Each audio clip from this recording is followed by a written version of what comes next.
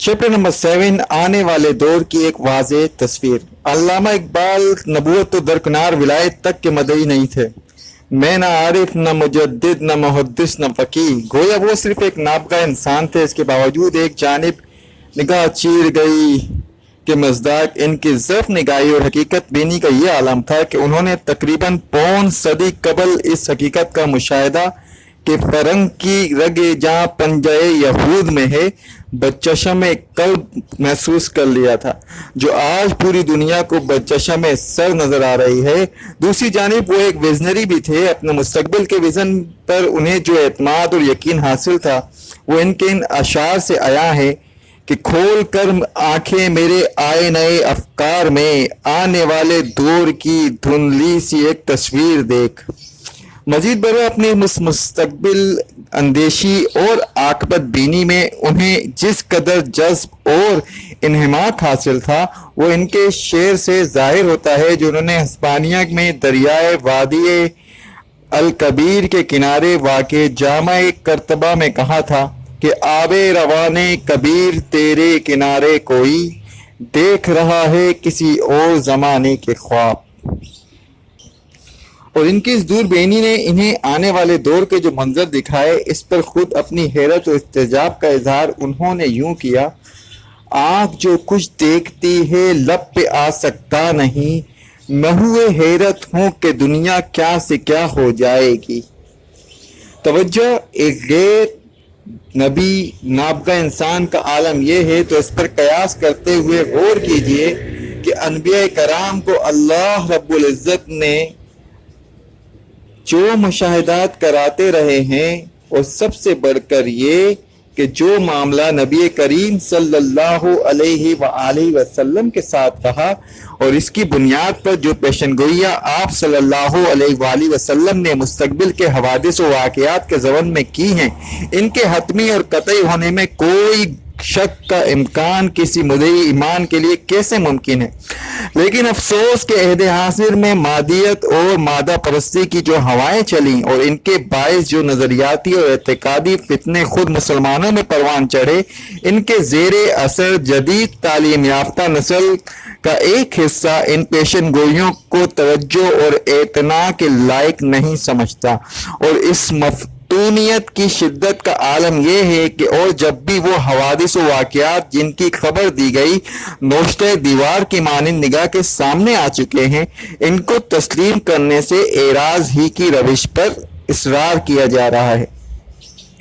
مستقبل میں پیش آنے والے واقعات میں سب سے یقینی اور قطعی معاملہ تو اس دنیا کے خاتمے یعنی قیامت کے قیام کا ہے، اسے قرآن حکیم الساعہ، الواقعہ، القاریہ، الحاقہ جیسے ناموں سے موسوم کرتا ہے، جس کا کسی نہ کسی انداز میں قرآن حکیم کے ہر صفحے پر ذکر موجود ہے۔ چنانچہ اس کی تصدیق تو اسلام اور ایمان کے بنیادی لوازم میں شامل ہے، تاہم اب سے تقریباً 125 برس قبل جو نئی سائنٹیفک عقلیت عالم اسلام پر حملہ آور ہوئی تھی، جس کی اساس نیوٹن کی فزکس پر مشتمل تھی، اس نے قیامت کو بھی موہوم اور مشکوک بنا دیا، اس لیے کہ اس دور کی فزکس کے مطابق مادہ حقیقی بھی تھا اور دائمی وغیرہ فانی بھی۔ چنانچہ یہ تصور عام تھا کہ کائنات ہمیشہ سے قائم ہے اور ہمیشہ قائم رہے گی۔ یہ تو بلا ہو آئنسٹائن کا اور اس کے بعد کے علماء طبیعیات کا کہ جن کی انقلاب آفرین انکشاف کے نتیجے میں مادہ تحلیل ہو کر صرف انرجی کی صورت اختیار کر گیا، اور کائنات کے بارے میں بھی یہ حقائق تسلیم کر لیے گئے کہ یہ خاص لمحے میں ایک عظیم دھماکے بگ بینگ کے نتیجے میں وجود آئی تھی، جو گویا اللہ تعالیٰ کے امر کن کی تعبیر ہے، ایک پھلجھڑی کی مانند چکر لگاتی ہوئی مسلسل پھل اور پھیل رہی ہے، اور ایک خاص مدت کے بعد واپس برعکس میں چکر لگاتے ہوئی تنگ ہوتے ہوئے بالآخر ایک نقطے کی صورت اختیار کر لے گی، جیسے کہ متحد کہکشائیں پہلے ہی سیاہ سوراخوں یا بلیک ہولز کی صورت اختیار کر چکی ہیں۔ چنانچہ چند ہی سال قبل ایک پاکستان ماہر طبیعت چودھری بشیر الدین نے ایک کتاب بھی طبیعت قیامت کے موضوع پر mechanics of the doomsday کے نام سے تصنیف کر دی، جس میں واضح کیا گیا ہے کہ پوری کائنات کے بڑے اور آخری قیامت سے قبل جو ہو سکتا ہے ابھی کافی دور ہو، اس کے جس حصے میں ہماری زمین واقع ہوئی ہے اس کی چھوٹی اور لامحدود قیامت واقع ہو سکتی ہے، چھوٹی اور محدود قیامت واقع ہو سکتی ہے، اور کوئی عجب نہیں کہ وہ قریب ہی ہو۔ جگر مراد آبادی نے نامعلوم کس کیفیت میں یہ شعر کہہ دیا تھا، ارباب ستم کی خدمت میں اتنی سی گزارش ہے میری، دنیا سے قیامت دور سہی، دنیا کی قیامت دور نہیں۔ بہرحال ایمان کے نقطہ نظر سے تو اصل اہمیت قیامت کے قرب یا بعد کی اور اس کے میکینکس و جزوی یا کلی ہونے کی نہیں، اس کے یقینی ہونے کی ہے، اور انسان کی فوز و فلاح کے نقطہ نظر سے اس سے بھی زیادہ اہمیت کا معاملہ بعد سے بعد الموت یعنی موت کے بعد دوبارہ جی اٹھنے اور جزا و سزا پر یقین کا ہے۔ اسی طرح ہمارے اس وقت کی بحث و گفتگی کے اعتبار سے اصل اہمیت اس امر کی ہے کہ نبی کریم صلی اللہ علیہ وآلہ وسلم نے قیامت کی جو علامات بتائیں، ان کے اعتبار سے اب یہ معاملہ زیادہ دیر اور دور کا نظر نہیں آتا۔ سب سے پہلے تو آپ صلی اللہ علیہ وآلہ وسلم نے خود اپنی بعثت کو قرب قیامت کی علامت قرار دیا، اس لیے کہ آپ صلی اللہ علیہ وآلہ وسلم اللہ کے آخری نبی اور رسول ہیں، اور آپ علیہ السلام کے بعد اب کسی نبی یا رسول کو نہیں، قیامت ہی کو آنا ہے۔ چنانچہ بخاری اور مسلم دونوں نے حضرت انس رضی اللہ تعالی عنہ سے روایت کیا ہے کہ نبی کریم صلی اللہ علیہ وآلہ وسلم نے اپنی دونوں انگلیوں کو جوڑ کر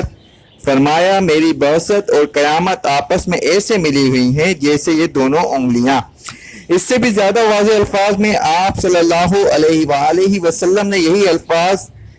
ترمذی میں مستور بن شداد سے روایت کیے ہیں کہ یعنی میں تو گویا عین قیامت ہی میں مبعوث کیا گیا ہوں، اور میں نے اس سے صرف اتنی ہی سبقت کی ہے جتنی درمیانی انگلی انگشت شہادت سے بڑی ہوئی ہے، اور سردست ان خالص معجزانہ اور خرق عادت و واقعات سے قطع نظر جو عین وقوع قیامت سے متصلاً قبل پیش آئیں گے، قرب قیامت کی بعض اہم علامات کا تعلق صحرائے عرب اور اس کے بادیہ نشینوں کی اس حیرت ناک خوشحالی سے ہے جو آج سے 100 سال قبل کسی کے وہم و گمان میں بھی آنا ممکن نہیں تھی۔ چنانچہ اس حدیث جبریل علیہ السلام میں جو ام السنہ یعنی حدیث رسول صلی اللہ علیہ وآلہ وسلم کے ذخیرے میں اس مقام و مرتبے کی حامل قرار دی جاتی ہے، جو قرآن حکیم میں سورۃ الفاتحہ کا ہے، جو صحیح بخاری اور صحیح مسلم کے علاوہ جملہ کتب حدیث میں متعدد جلیل القدر صحابہ رضی اللہ تعالی عنہم سے مروی ہے کہ قرب قیامت کی ایک اہم علامت ان الفاظ میں بیان ہوئی تھی کہ تم دیکھو گے وہ مفلوق الحال چرواہے جو کبھی ننگے پیر اور ننگے بدن ہوا کرتے تھے، عالی شان عمارتوں کی بلندی میں ایک دوسرے پر سبقت لے جانے کی کوشش کر رہے ہوں۔ امام مسلم رحمۃ اللہ علیہ نے جو حدیث حضرت ابو ہریرہ رضی اللہ تعالی عنہ سے روایت کی ہے، اس میں قرب قیامت کی علامت ان الفاظ میں وارد ہوئی ہے کہ دولت اتنی کثیر اور عام ہو جائے گی کہ ایک شخص اپنی زکوٰۃ نکالے گا لیکن اس کا قبول کرنے والا کوئی نہ ہوگا۔ سعودی عرب، کوئی تو متحدہ عرب امارات کے مقامی باشندوں کی حد تک یہ صورتحال فی الواقع پیدا ہو چکی ہے، اور عرب کی زمین سبزاروں اور چشموں کا منظر پیش کرنے لگی گی۔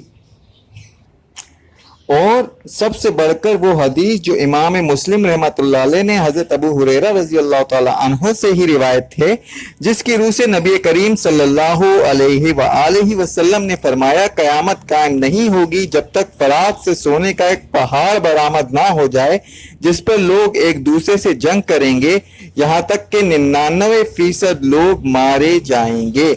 ان میں سے جہاں پہلی دو حدیثوں کا تعلق ہے اس کے بارے میں کچھ عرض کرنے کی قطعاً ضرورت نہیں، اس لیے کہ وہ تو خود ہی آفتاب آمد دلیل آفتاب کی مصداق کامل ہیں۔ البتہ تیسری حدیث پر غور کے ضمن میں یہ چند امور پیش نظر رکھنے ضروری ہے۔ قدیم زمانے ملکوں کو دریاؤں کے نام سے موسوم کرنے کا رواج تھا، چنانچہ یہاں فرات سے مراد عراق اور کویت ہیں۔ آج کے صنعتی دور میں سب سے قیمتی متاع تیل ہے جسے بجا طور پر سیال سونا کہا جاتا ہے۔ کوئی عجب نہیں کہ تیل کے وہ زیر زمین اور زمین کی سمندری سوتے جن سے سعودی عرب اور متحدہ عرب امارات تیل نکال رہے ہیں وادی فرات ہی کی جانب سے آتے ہوں۔ اس تیل کی دولت پر جو جنگ عظیم شروع ہوئی وہ 2 سال قبل کی خلیج کی جنگ کو اس کے نقطہ نظر کی حیثیت حاصل ہے۔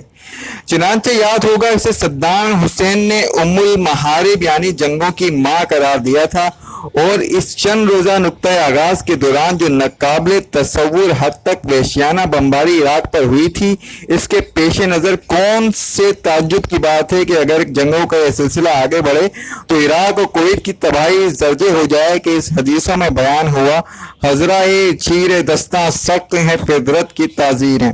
الغرض کے راکن کو اگرچہ نجومیوں کی پیشن گوئی ہمارے فلکیات کی دی ہوئی خبروں سے تو کوئی دلچسپی نہیں، دنیا کے خاتمے کو قریب سے قریب نہیں قرار دے رہے بلکہ اس کا وقت معین کر رہے ہیں، اگرچہ کرائن کی شہادت کے درجے میں وہ بھی قابل اعتنا ہیں، لیکن ان احادیث نبویہ علیہ الصلوۃ والسلام کی بنا پر جن میں سے چند کا حوالہ پر دیا گیا، راکن کو یہ یقین حاصل ہے کہ دنیا نہایتی تیز رفتاری کے ساتھ اپنے خاتمے کی جانب بڑھ رہی ہے۔ لطف یہ ہے کہ زمانہ اور وقت اور واقعات و حوادث کی اس تیز رفتاری کا نقشہ بھی ایک حدیث میں نہایتی خوبصورتی کے ساتھ بیان کیا گیا ہے، جس میں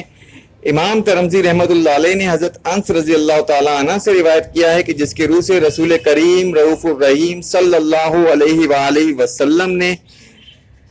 فرمایا تھا کہ قیامت قائم نہیں ہوگی جب تک زمانہ مختصر نہ ہو جائے، جس کے نتیجے میں سال مہینے کے برابر نظر آنے لگے، مہینے جمعہ یعنی کہ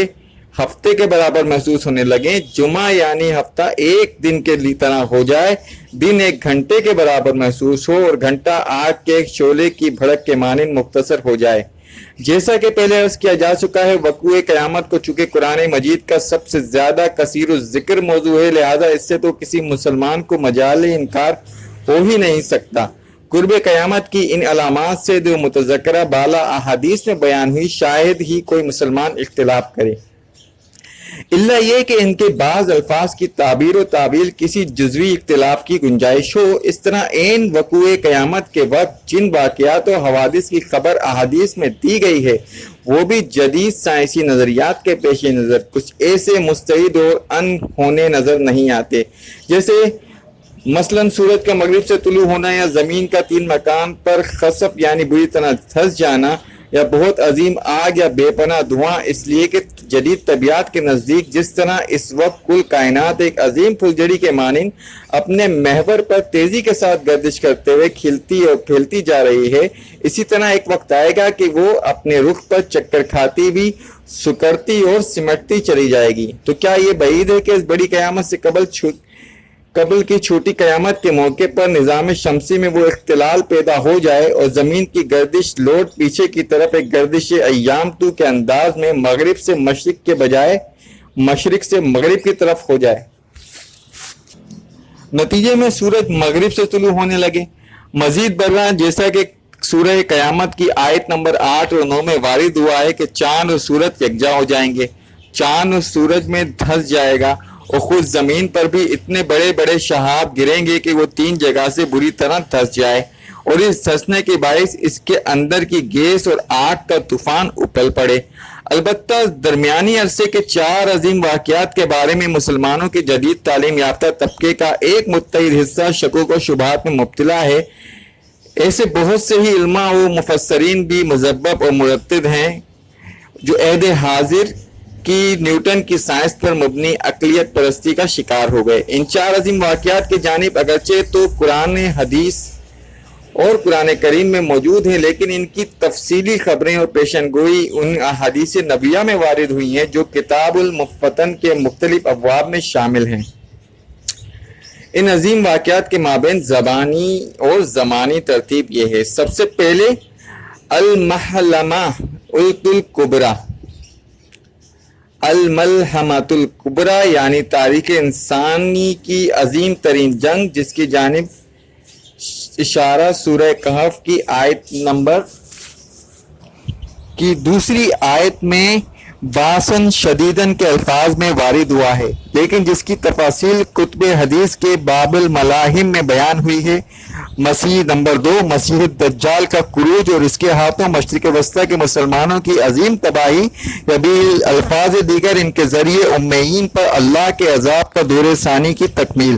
نمبر 3، حضرت عیسیٰ ابن مریم کا نزول اور ان کے ہاتھوں دجال کا قتل اور یہودیوں کا آخری کلاکما، یا الفاظ دیگر اللہ کے عذاب استحصال۔ چنانچہ جہاں تک نزول عیسیٰ کا تعلق ہے، اس کا بھی واضح اشارہ سورہ زخرف کی آیت نمبر 60 میں ان الفاظ میں موجود ہے، وَإِنَّهُ لَعِلْمٌ لِلسَّاعَةِ، اور وہ یعنی عیسیٰ ایک نشانی ہے قیامت کی۔ اور بالآخر نمبر 4، اسلام کی عالمی غلبہ اور پورے کرۂ ارضی پر خلافت علی منہاج نبوہ کے نظام کا قیام۔